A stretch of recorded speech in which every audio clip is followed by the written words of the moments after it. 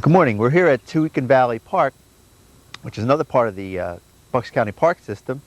We're going to do a little bit of trout fishing this morning down at the Tohickon, and then later on we're going to meet with park officials and discuss some of the unique features of this park, which is located just above Point Pleasant along the Delaware River. So we'll be right back and do some fishing. We're on the Tohickon Creek right now. Trying to scout some trout. With the water as low as it is right now, we're talking July here, it's really hard to pick out the fish in these pools. You're going to have to, it's almost like a hunt and peck type situation where you're just going to, there might be two fish in a pool. At the base of one you might find one. So what we're going to try to do is just walk up and down here and see if we can pick a few trout out. I happened to walk up to this pool here and I did see some nice fish go back up in. Presentation probably is going to be the most important thing here. You got to get down low. Probably I'm way too high as it is right now, just standing up where I'm at, because you're going to have to really sneak around. These fish are real skittish, real wary, and the best thing to do would be very early in the morning and really keep a low profile and work these banks and these undercuts and little rifts like we have here coming down in here where the trout will probably be. So we're going to try some and see what we can do.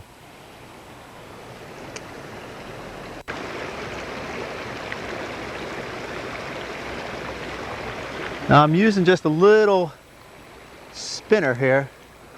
Hopefully we can pick a fish up. I had a fish follow it. We're going to try some live bait. I'm sure a person with a fly rod could come in here and really probably do a heck of a good job with this. We might even try a little bit of live bait later on. Use mealworms,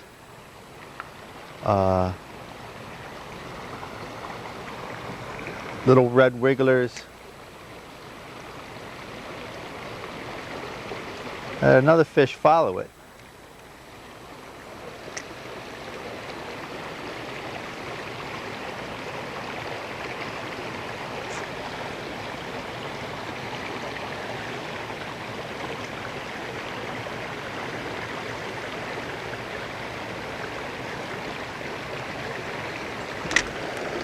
There we go.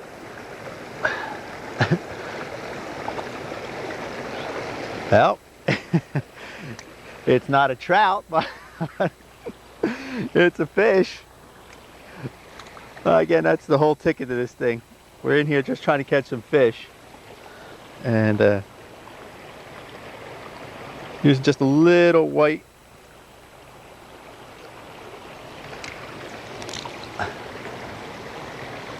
spinner. And again, these pools are not that big. You can just work them real slow. You'd be surprised. I'm sure if I put on a little bobber or something like that with a minnow or a mealworm or something like that, I'm sure it would pick up a lot more fish. Now there's some, I guess we have panfish in here, sunfish. Down a little further and towards the river more, we can pick up some smallmouths. The Tohickon Creek, while we're taking a break, comes out of Knockemixon Lake and runs all the way down to the Delaware River. It's used for a variety of things.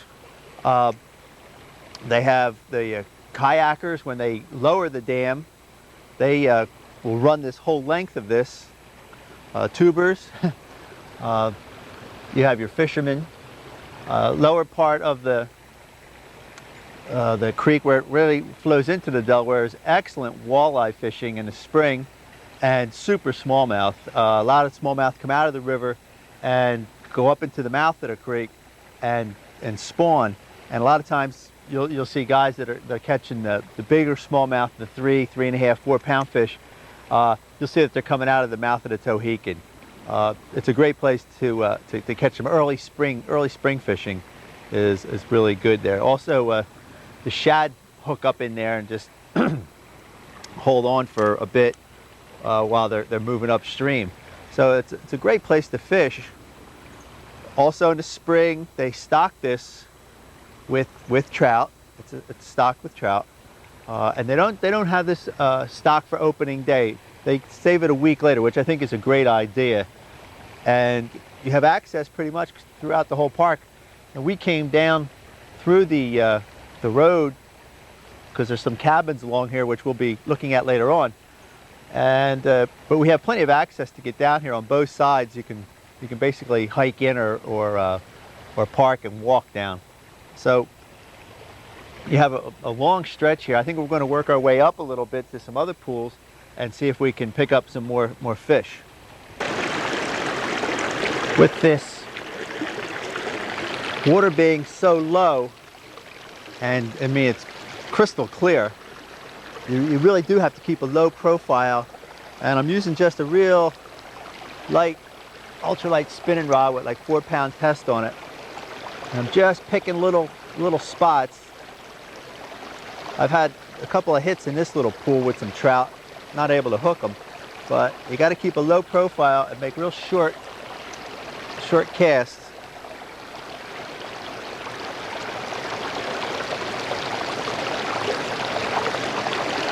Now, these fish will be under little rocks and stuff like that, so you can't overlook. You got to pick each one of these pools apart.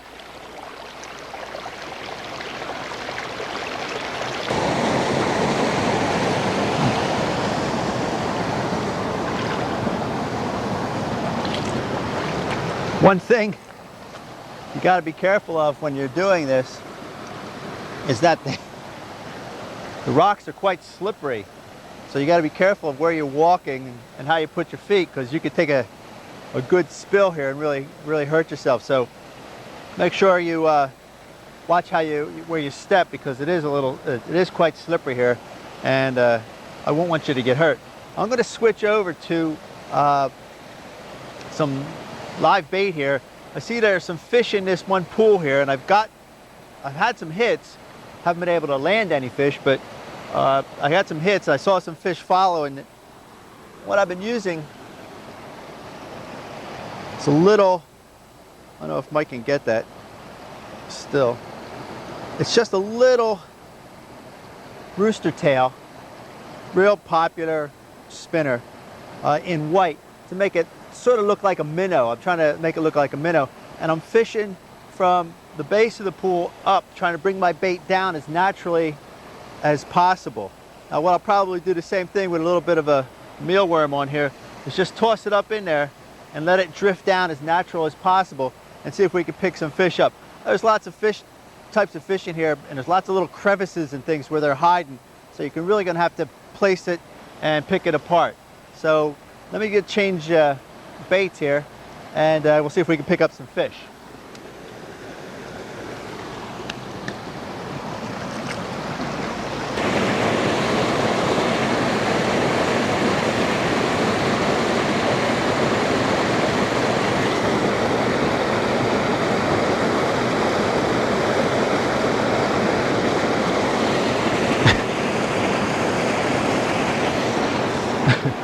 What I've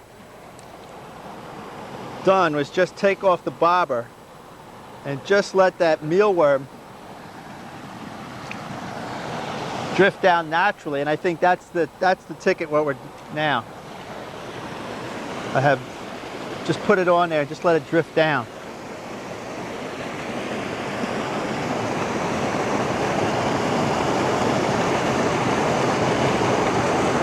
You can see that these fish really want a natural moving bait.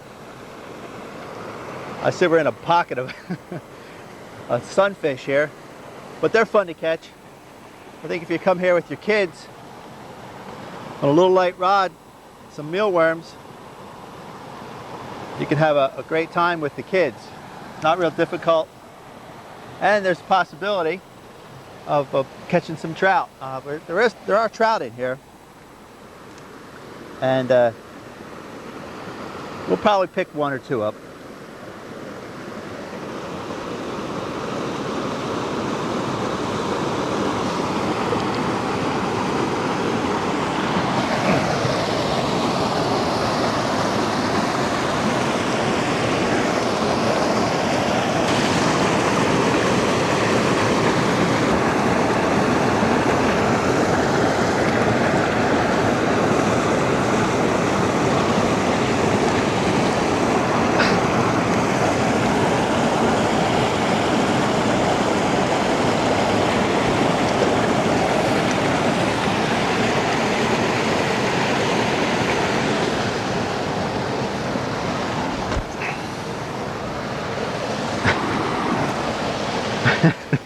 I still have fun catching fish. I don't care what kind they are.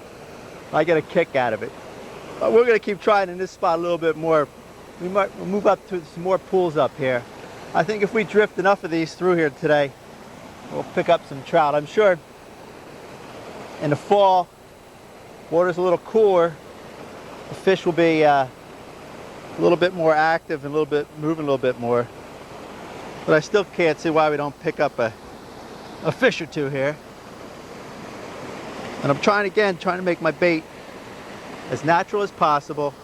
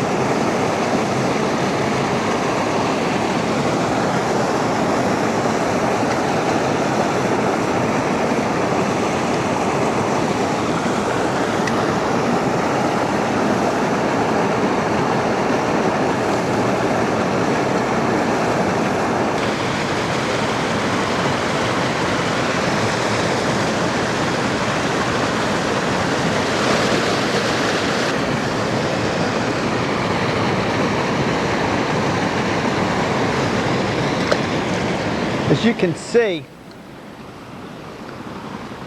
having very little difficulty catching some panfish in here. I'm going to try to move up to this next pool and see if we can pick up some fish in there. Doesn't seem to be any trouble within these pools all the way through here to pick up fish. Anytime you see a little fall like that where you find a pool below it, just fish your way up to it and you should catch plenty of fish.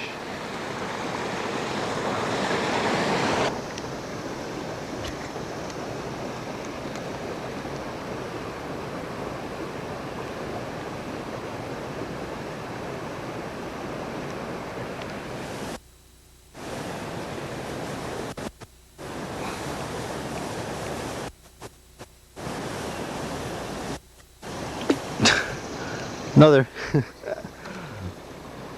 nice little rock bass here.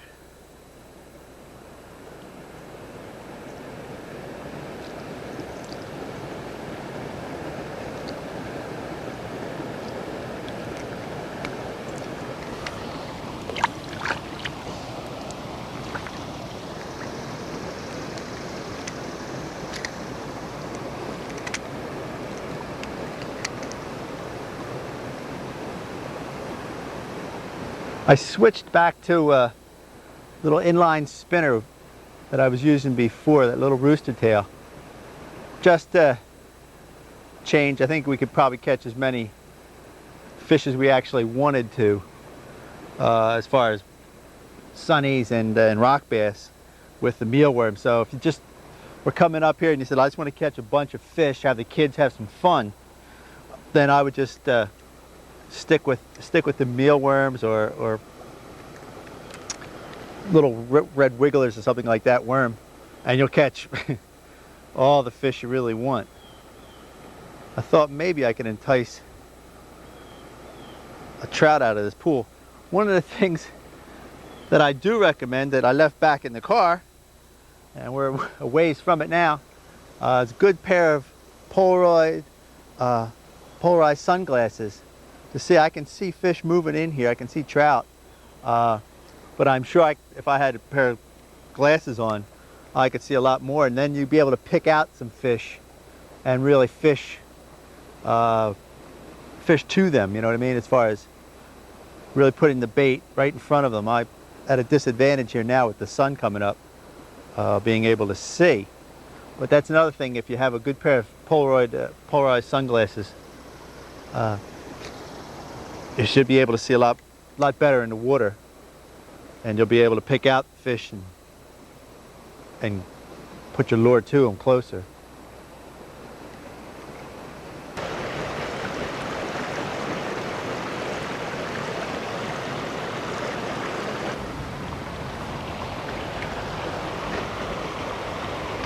Well, just fished this pool in here, and you can see, Mike could pan out and take a look at it. It's a fairly big pool. There's lots of little pockets in here that you can pick apart. From just the visual places that I have right here, I can see lots of trout. There are a number of trout still in here, and this is almost the end of July. So you can tell that in early spring, you just probably, this place will be covered with them. They do stock it during the year, and you can just work each one of these pools. We've been working, maybe a couple 100 yards, and never even really touched the amount of water that we could really fish. So you can see now, this is a big pool, but above me there's a small pool that you can see trout in. We're right here now, it's kind of mid-morning, I guess we would say. And sun's starting to get through into the valley here, so we're starting to get a little bit light. I'm sure that if you came here real early in the morning, sunrise, or late evening with a fly rod, you could pick up a number of fish. I can just see the fish starting to feed. They weren't really feeding too much this morning. Saw a few rises, but I'm sure late evening, drifting a fly or just a spinning rod again, you could probably do quite well. It's been a lot of fun. I can't see why you just couldn't have fun here. There's lots of panfish in here, rock bass, sunnies. I saw in the water down there in another pool some very small but still smallmouth bass. So they'll probably just work their way down to the river later on, but they're holding up into here. And I'm sure if you move down a little bit, as you find some deeper pools, there's some fairly decent sized bass holding in here, especially on an ultralight rod. That's one thing that you must bring. It's a real small rod, because we're not fishing very far. Sometimes I'm making a long cast because the water is real amazingly clear. So sometimes I would make a long cast so I won't spook the fish. The fish are quite spooky. You're going to have to be quite quiet. That's the word. Low profile.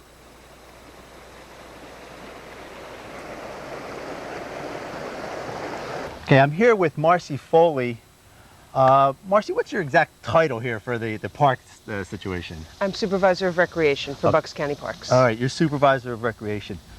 We fished this morning down on the Tohickon, and now we met you, and you're going to take us through one of the cabins you can stay here at Tohickon Valley Park. Could you give me just a little bit of information about the cabin situation? Okay, we have 4 cabins on this side of the park, and we have 22 sites on the other side of the park, primitive sites. The 4 cabins, 1 and 2 are at the top of the hill. They sleep 4 people each. 3 is our most modern cabin. It sleeps 6 people, and this is the lodge, otherwise known as Cabin 4, and it sleeps 8 people. Okay, well, let's go in and see what we have inside. Sure.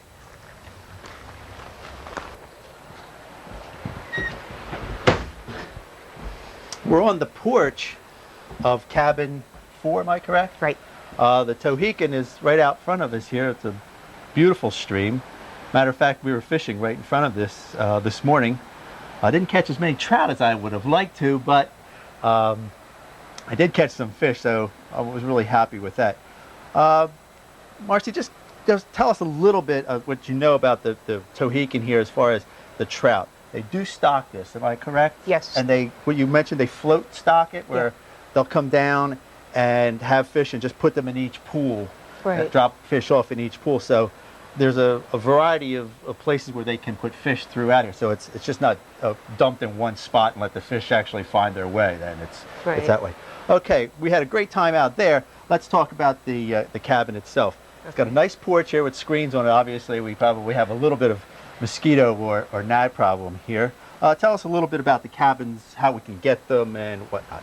Okay, the cabins are rented out of our main office in Tohickon Creek, and they're booked quickly. 3 and 4 usually go in January or February for the year. So if I were to want to rent a cabin, I'd have to really locate the people and get it in January. They get filled up real quick. Yeah, there's usually a waiting line. Oh, really? For January 2nd, there'll be a waiting line at our park. To get them. To get the cabins, the campgrounds, the pavilions, things like that. It's really that popular. That's really great. That is absolutely great. Okay, let's take a little shot inside and see what we have to see. Okay, we're in the interior of the cabin now. Marcy, can you tell us a little bit about the accommodations here in the cabin? Okay, this cabin sleeps 8 people. 2 in that bedroom and 6 downstairs in a bunk bed. There's also a bathroom downstairs. We've got a fireplace and there's a shower downstairs. We've got the screened-in porch upstairs and a non-screened porch downstairs. So you basically have modern conveniences here. We do have a flush toilet and running water and things like that. Okay, just for helping the people out, what basic price would a cabin run for a week? Just the general thing. Is it $200, $250? There's 2 different sets of rates. There's county rates and non-county rates. The county rates are approximately $200, plus there's a $50 deposit. Non-county rates are approximately double county rates. That's for the full week rental. And that's a week rental. And then you also, during, what is it, after Labor Day, you have weekend rates? Is that the case? So from Labor Day through Memorial Day, then it's weekend rates. So you can rent this for just a weekend during those periods of time. Right. Okay. Let's take a look. Can we go downstairs here and see what we have Sure. downstairs? Okay. We're down on the lower deck, which is very nice, but it's not screened in. To my left here, we have basically like a dormitory area where how many people can sleep down here? 6. So you can get a pretty big family in this cabin. I'm sure there's been a number of people in here. All right, now this is probably, we said, a modern cabin, has heat, electricity, and all that kind of stuff. You said you're going to take me to a more rustic cabin, is that correct? Right. Okay, let's see if we can, let's get there. Okay. Okay. All right, we're up here at the more rustic cabin, I have to say. It's quite small. It sleeps, what, 4, did you say, Marcy? Right. This one and cabin 1 both sleep 4. They're mirror images of each other. Okay, so we have people camping, actually. You're staying in that one over there. Right. There's no bathroom facilities in this cabin, am I correct? Right. This has electric. There's a bathroom with shower across the road. Okay, so you have to walk across the little road here. It's not that far No. to the bathroom, and then has a shower and whatnot in there. Right. Now this doesn't rent for as much as the bigger cabins that we saw, am I correct? Right. For a Bucks County resident, this one is $80 for the week, $40 for a weekend, as opposed to cabin 4 we were just in. That's $265 for the week, and cabin 3 is about $212 for the week. And you mentioned that this cabin and cabin 1 aren't as popular, quote unquote, as the other ones. So you maybe have a possibility of renting this one rather than the other ones, because you said they fill up rather quickly? Right, 3 and 4 are rented for the year, very early in the year. 1 and 2, you do have a chance sometimes of finding them available a week or 2 in advance. And now these are open all winter though, right? Am I correct, all year long? Yeah, but you do have to walk your own equipment down, your personal items, in the winter because the road is closed. So it would be rather nice down here in the wintertime. I'm sure if we had a little snowfall or something. It's rather quiet out here, I can tell you that. Okay, we're going to go up the hill now, and you're going to show us the pool, and then we're going to head from the pool over to the campsites where you can just tent camp. Am I correct? Yes. Okay, well let's head up the hill. Okay. All right, Marcy, we're at the pool, and lovely pool, lovely. Tell us about the pool. Can you just come here for the day, or do you have to be camping, or what are the rules and regulations for the pool?